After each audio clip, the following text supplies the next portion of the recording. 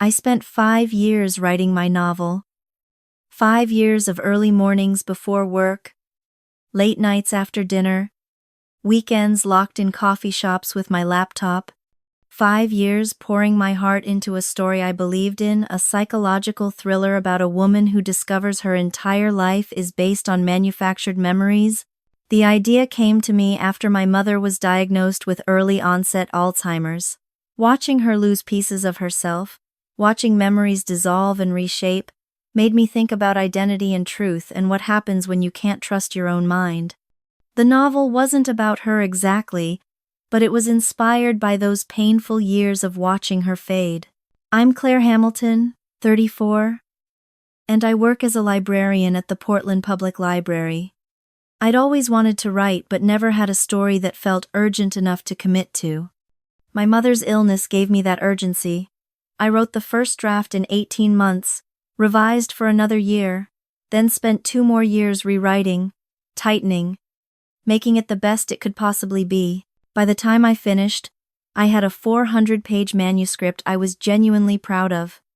The story was tight, the psychological elements were complex but clear, the twist ending worked. I'd shared chapters with my writing group, gotten positive feedback, felt ready to take the next step. But I'm a librarian, not an editor. I knew the manuscript needed professional eyes before I started querying agents. I needed someone who understood thriller pacing, who could identify weak spots, who could help me make it publishable. I found Rebecca Stone through a professional editing service website. Her profile was impressive: 15 years of experience, former senior editor at a major publishing house, client testimonials praising her insight and skill. She specialized in psychological thrillers. Her rate was $3,000 for a full developmental edit of a novel-length manuscript. $3,000 was a lot on a librarian's salary. But I'd been saving. This was my dream. I was willing to invest in it. I emailed Rebecca in September, sent her the first 3 chapters as a sample. She responded within 2 days with detailed, insightful feedback. She understood the story, saw what I was trying to do, identified areas that needed strengthening. Her notes were exactly what I needed. We signed a contract, $3,000, paid 50% upfront, 50% upon delivery of editorial notes. Turnaround time, 8 weeks. I sent her the full manuscript on October 1st, along with $1,500. 8 weeks later, the day before Thanksgiving, Rebecca sent me a 20-page editorial letter. I read it in one sitting, my stomach sinking with every paragraph. The letter was devastating. She said the concept was interesting, but the execution was fundamentally flawed. The protagonist wasn't sympathetic enough. The pacing dragged in the middle. The psychological elements felt contrived rather than organic. The twist ending was predictable. The prose was workmanlike but lacked distinctive voice. I want to be honest with you, she wrote in the conclusion. This manuscript, in its current form, is not ready for publication. It would require extensive, possibly complete rewriting to reach a publishable level. I'm not sure the core concept is strong enough to sustain that level of revision. My recommendation would be to set this project aside and start something new. Sometimes our first novels are learning experiences rather than publishable works. I sat at my kitchen table, reading and rereading that letter, feeling like someone had punched me in the chest. 5 years of work. Dismissed as not strong enough, recommended to abandon. I sent the letter to my writing group. They were baffled. They'd read the same manuscript and thought it was strong, compelling, ready for querying. Yes, it needed polish, every manuscript does, but Rebecca's assessment seemed wildly off. Maybe get a second opinion, my friend Marcus suggested. He was the most successful writer in our group. Had published 2 literary novels with a small press. Editing is subjective. One person's opinion doesn't define your work. But I'd spent $3,000 on Rebecca's opinion. I didn't have money for another editor. And maybe she was right. Maybe I was too close to the story to see its flaws. Maybe my writing group was being kind. I paid Rebecca the remaining $1,500 as contracted. Then I put the manuscript in a drawer and tried not to think about it. I felt like a failure. 5 years of work, $3,000, and nothing to show for it except a brutal assessment that my novel wasn't good enough. I didn't write for 3 months. Couldn't bear to open my laptop and face a blank page. Every time I thought about the manuscript, I felt sick. Then, in March, almost exactly 1 year after I'd sent Rebecca my manuscript, my coworker Rachel burst into the break room holding her phone. "Claire, you have to see this. There's a new thriller that just hit the bestseller list. It sounds exactly like your book." She showed me the phone. Amazon's homepage, featuring this week's best-selling thriller, a book called The Memory Thief by Rebecca Stone. My heart stopped. Rachel read me the description. When Sarah discovers her entire life is built on manufactured memories, she must unravel the truth before her identity disappears completely. A psychological thriller that asks, if you can't trust your own mind, what can you trust? That was my concept, my exact premise. "That's just the description," Rachel said, watching my face. "Maybe it's a coincidence?" Memory manipulation is a common thriller concept. I bought the ebook immediately, downloaded it to my phone, started reading in the break room, ignoring patrons who needed help. The first chapter was my first chapter. Not word for word, Rebecca had rewritten the prose, but the scene, the character introduction, the setup were identical. The protagonist's name was different, some details were changed, but the bones of the story were mine. I read for 3 hours straight, ignoring everything else. By chapter 10, I was shaking with rage. Rebecca had stolen my manuscript. She'd taken my story, rewritten the prose to disguise the theft, published it under her own name, and it was now a bestseller. The protagonist's arc, mine. The plot structure, mine. The psychological concepts I'd researched, mine. The twist ending she'd called predictable, mine, almost beat for beat. She'd even kept specific details I'd included based on my mother's illness, the way the protagonist confused past and present, the specific type of memory confusion, the emotional beats of losing yourself piece by piece. Rebecca had stolen 5 years of my life and profited from it. I went home that night and pulled out the contract I'd signed with Rebecca. Read it carefully, looking for anything that might explain this. The contract was standard. She'd provide editorial services, maintain confidentiality of my manuscript, return all materials upon completion, nothing that transferred ownership or rights to my work. I pulled out my manuscript, checked the file properties, creation date, modification dates, all the metadata showing when I'd written and edited it. My original file was dated 5 years ago. I had dozens of drafts saved with timestamps showing the progression of my work. Rebecca's book had been published in February, less than 5 months after I'd sent her my manuscript. I emailed Rebecca that night. Kept it simple. I read The Memory Thief. "That's my story. You stole my manuscript," she responded within an hour. "Claire, I understand you're upset, but The Memory Thief is based on a concept I'd been developing for years. Any similarities to your manuscript are coincidental. Memory manipulation is a common thriller trope. I'm sorry if you feel there's overlap, but I can assure you this is entirely my original work." She was lying. The similarities weren't coincidental, they were comprehensive. She'd taken my story and published it. I needed a lawyer. I spent 2 days researching intellectual property attorneys, finally finding one who specialized in copyright infringement in publishing.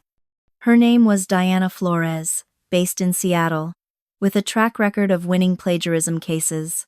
I sent her everything: my manuscript with timestamps, Rebecca's book, the editorial letter dismissing my work, the contract, the timeline showing she'd received my manuscript months before publishing her book.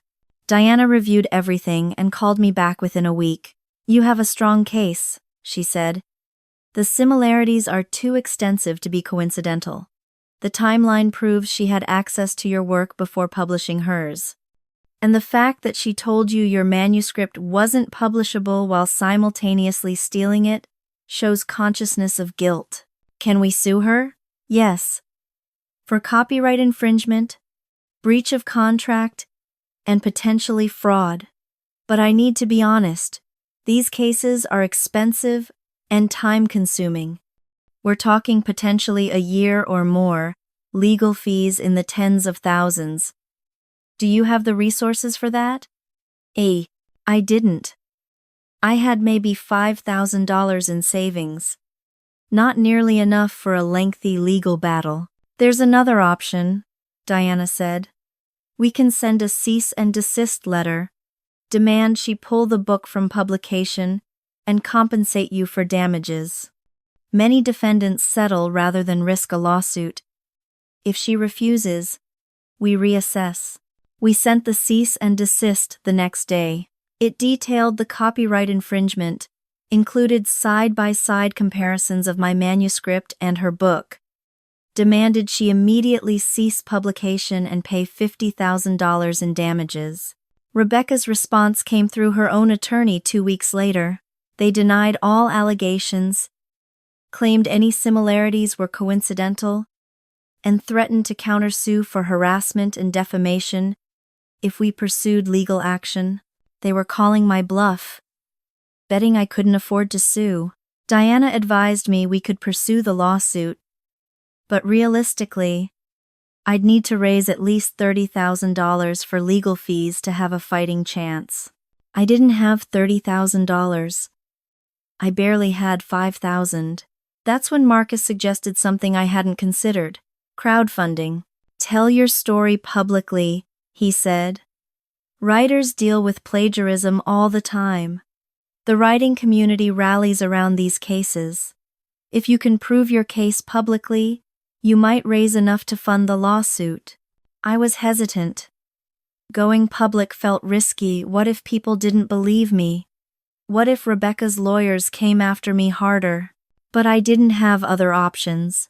I created a detailed blog post explaining everything, posted side-by-side excerpts from my manuscript and Rebecca's book, showing the identical plot points, character arcs, and psychological concepts.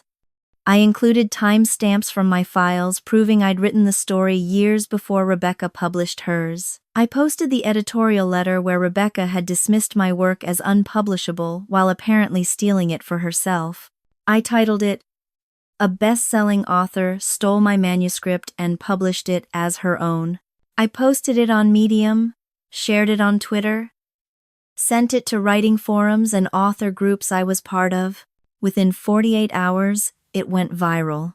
Writers shared it. Book bloggers picked it up.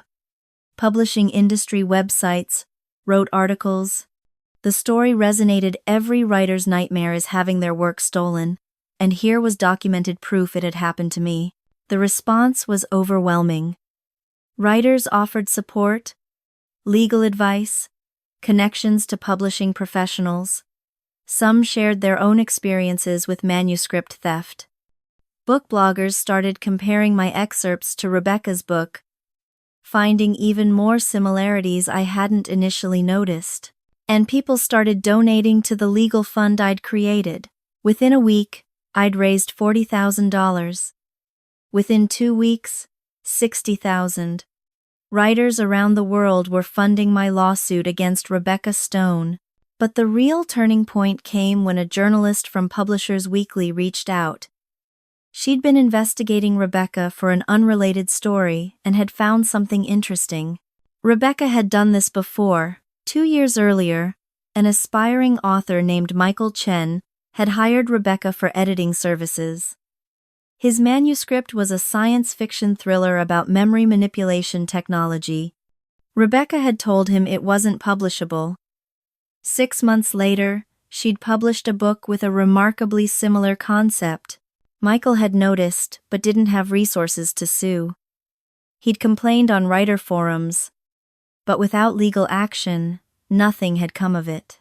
The journalist found 3 other similar cases. Authors who'd hired Rebecca for editing, been told their manuscripts weren't good enough, then seen Rebecca publish books with suspiciously similar concepts within a year. This was Rebecca's business model. She accepted manuscripts for editing, identified strong concepts, told the authors their work wasn't publishable, then stole the ideas and published them herself. The Publisher's Weekly article came out in April. Best-selling author accused of systematic manuscript theft. Multiple authors claim their work was stolen. Rebecca's publisher dropped her immediately. Major bookstores pulled The Memory Thief from shelves. Amazon added a disclaimer to the book's page noting ongoing copyright disputes. Rebecca issued a statement through her lawyer. "I categorically deny these baseless accusations. The Memory Thief is entirely my original work. I'm confident the legal process will vindicate me." But the evidence was overwhelming. 4 different authors, all with time-stamped manuscripts, all with similar stories of being told their work wasn't publishable, all with books Rebecca had published containing their stolen concepts. Diana filed the lawsuit in May. The other authors joined, turning it into a consolidated case. We had strength in numbers: 4 plaintiffs, all with documented evidence, all with similar patterns of behavior from Rebecca. The discovery process was damning.